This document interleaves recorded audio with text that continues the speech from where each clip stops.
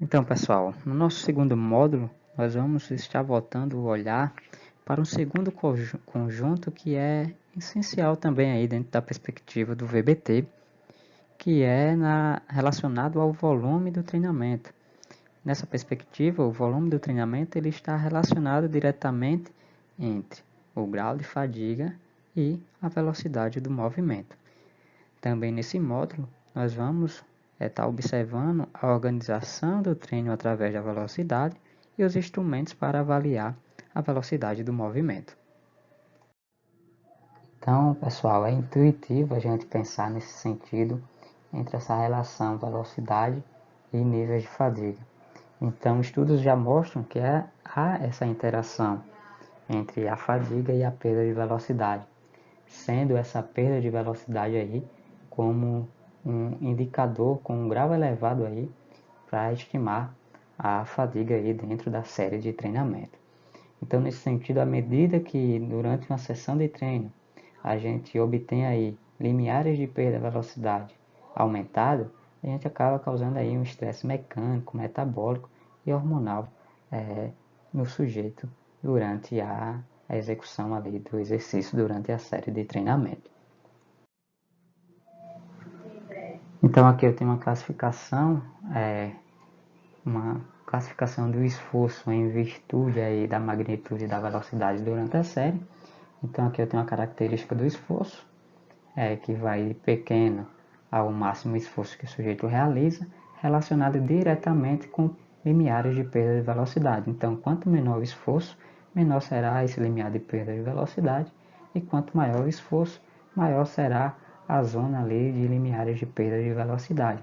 Então, a depender do objetivo do seu treinamento, do objetivo ali que o seu atleta tenha a desenvolver, você consegue estabelecer o nível de esforço interligado ali diretamente com percentuais ali de perda de velocidade. Então, quando pensamos aí em volume de treinamento, estudos têm mostrado aí que existe uma relação forte entre perda de velocidade e fadiga neuromuscular. Então, a perda de velocidade tem sido sugerida como um bom indicador para a fadiga, e nesse estudo de Sanches Medina eles evidenciam isso. Então, eles utilizaram aqui dois exercícios, né, o supino e o agachamento, e a gente começa a perceber aqui nessa parte roxa aqui, que são as séries que foram realizadas para determinados exercícios, que à medida que o sujeito ele vai realizando a sua série, né, vai realizando as suas repetições, há uma redução da velocidade. Então aqui ele começou com 0,58, à medida que ele foi fazendo as repetições, essa velocidade vai reduzindo, até chegar aqui até 0,20, que é o momento em que o sujeito ele entra aqui no seu estado de fadiga, ou espera-se, né, que aqui o sujeito já está um pouco fadigado. Então, a gente percebe que ao longo das séries vai tendo aí uma redução uma redução da velocidade à medida que o sujeito vai chegando no seu nível de fadiga. E dentro também de cada série, a gente vai percebendo que à medida que ele vai aumentando aqui o número de esforço dele, essa velocidade ela vai diminuindo. Então, na primeira série, a velocidade ela caiu aqui para 0,20, na segunda 0,19, 0,18. Então, o sujeito, à medida que vai aumentando seu nível de esforço, vai chegando perto ali, próximo da sua fadiga, essa velocidade ela vai diminuindo. E a perda de velocidade dentro da série ela é definida ali pela velocidade média propulsiva da última repetição, nesse exemplo aqui o 0,20, pela velocidade média da primeira repetição. Então a gente realiza um cálculo para determinar aqui a perda ali, percentual de perda de velocidade dentro da série. Dentro desse mesmo estudo de Sanches Medina, os pesquisadores relacionaram essa perda de velocidade com indicadores metabólicos. Nesse caso, foram verificados aí o lactato e a amônia, que estão ligados aí diretamente com os níveis de fadiga.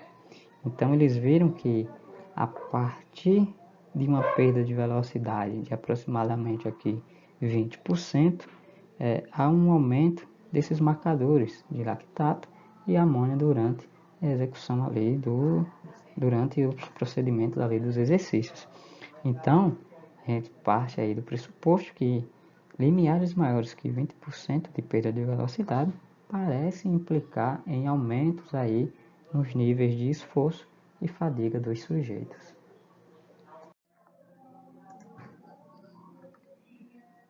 Então, nesse estudo, os pesquisadores eles se propuseram a investigar e comparar os efeitos de dois programas de treinamento baseado em velocidade com diferentes perdas de velocidade.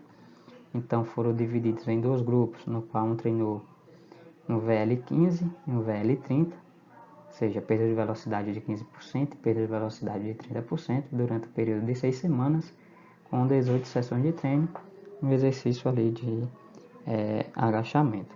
Então, 16 jogadores foram divididos nesses grupos, e o grupo que treinou com 15% de perda de velocidade, consequentemente treinou com um nível de esforço mais baixo, e o grupo que treinou com perda de velocidade de 30%, consequentemente com um nível de esforço mais alto.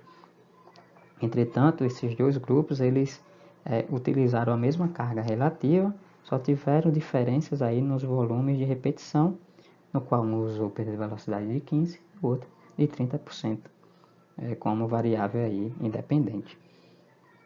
Então, quando a gente vai avaliar aí os resultados obtidos aí no presente estudo, foi visto aí que o VL15, sujeitos que treinaram aí com perda de velocidade de 15%, obtiveram maiores ganhos de potência no salto contra movimento, quando comparado com quem treinou com perda de velocidade de 30%. Porém, em ganhos de força máxima e velocidade média propulsiva, não houve diferença aí significativa entre os grupos. Mas o interessante desse estudo, ele diz respeito ao volume de repetições realizadas. Aproximadamente 39% do número de repetições realizadas pelo grupo que treinou com o VL15 do que quem treinou com o VL30 de perda de velocidade. Então, um programa baseado aí em velocidade caracterizado com um baixo nível, um baixo grau aí de fadiga, ou seja, 15% de perda de velocidade, aparenta aqui ser eficaz para aumentar a potência, ganhos de força com um menor volume de treino, sendo eficaz aí para a melhoria no desempenho neuromusculares, sobretudo aqui em jogadores de futebol profissional.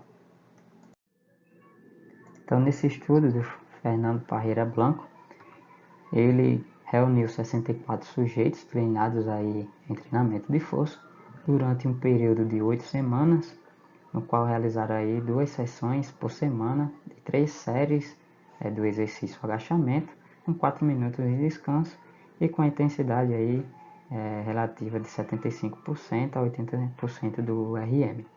Então, os sujeitos foram divididos em 4 grupos, que diferenciam aqui em limiares de perda de velocidade. Um grupo trabalhou na zona 0 aqui, ou seja, sem perda de velocidade. Um grupo trabalhou com 10% de perda de velocidade, 20% e 40% de perda de velocidade. Então, os sujeitos realizaram um teste de sprint de 20 metros, salto contra movimento, teste de desenvolvimento de taxa de força e eletromiografia do músculo vasto lateral. Então, os resultados mostram aí que os grupos que trabalharam com perda de velocidade de 20% e 40% obtiveram aí um aumento na hipertrofia muscular quando comparado com os grupos que treinaram com 10% e quem não treinou com perda de velocidade de 0%. Né? Então, nesse sentido, foi visto também que quem trabalhou com um limiar alto de perda de velocidade aumentou a hipertrofia muscular, aumentou aí a maximização de ganho de força. Entretanto, teve uma diminuição significativa na taxa de desenvolvimento de força inicial e também uma desaceleração do músculo vasto lateral. Para o teste de salto contra movimento e sprint de 20 metros, não houve diferença significativa entre os grupos analisados. Então, nesse quadro, a gente traz aqui uma perspectiva de um RM através da velocidade, nos exercícios aí, por exemplo, de supino e agachamento. Então, aqui são alguns levantamentos, alguns questionamentos que são colocados quando vai aplicar esse RM através da velocidade. Então, quanto maior for a carga relativa a esse RM, melhor será para estimar aí a repetição máxima. Então, aqui alguns exemplos de porcentagem: 30% no supino, 40% no agachamento, relacionado à carga relativa.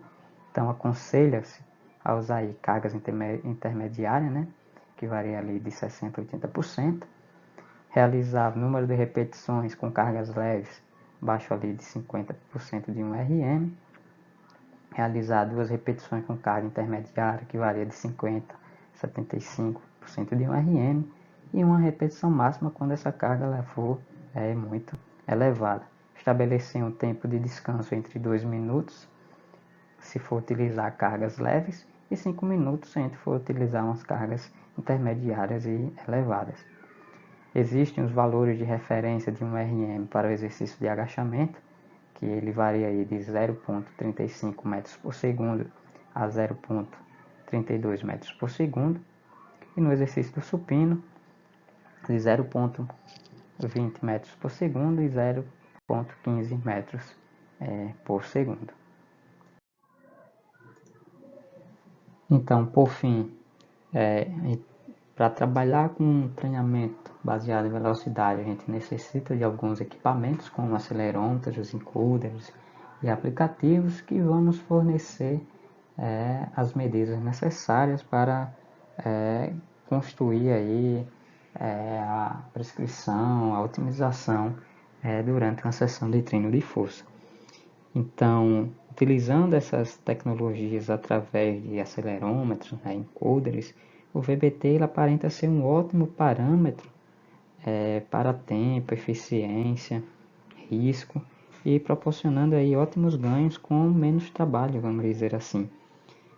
Sendo lá para prescrição de intensidade ou no ponto de vista de prescrição voltado para o volume de treino, quando comparado aí com os modelos tradicionais que visam aí, sobretudo, estabelecem aí um treino até a falha muscular. Finalizando, porque utilizar o VBT pode promover melhorias no desempenho atlético. Então, sobretudo, quando a gente parte do pressuposto de utilizar metodologias tradicionais na aplicação do treinamento resistido, existe uma variação muito grande ali de um RM durante os dias, e quando a gente pensa na prescrição através da velocidade, ela pode ser utilizada aí como uma ferramenta para quantificar a intensidade do exercício sem sofrer com essas variações diárias do dia a dia. Além disso, utilizar parâmetros de velocidade, sobretudo na fase concêntrica, pode permitir que os treinadores ali e professores consigam quantificar e monitorar de forma mais precisa e real o número de repetições que será realizada pelo determinado sujeito.